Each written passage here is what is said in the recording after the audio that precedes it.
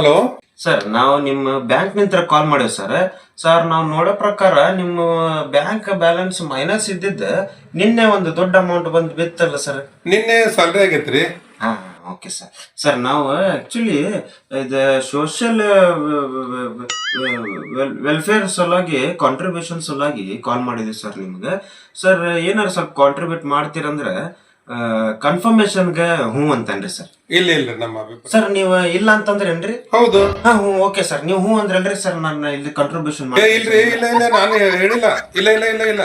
Sir, okay sir. ಇನ್ನೊಂದ್ಸಲ ಕೇಳ್ತೀನಿ. ನಾವು ನಮ್ಮ ಸೋಷಿಯಲ್ ವೆಲ್ನೆಸ್ ಸಲುವಾಗಿ ಸ್ವಲ್ಪ ಕಾಂಟ್ರಿಬ್ಯೂಷನ್ ಮಾಡ್ತೀರನ್ ಸರ್? ಮಾಡ್ತೀರಂದ್ರೆ ಹ್ಞೂ ಅಂತನ್ರಿ ಸರ್.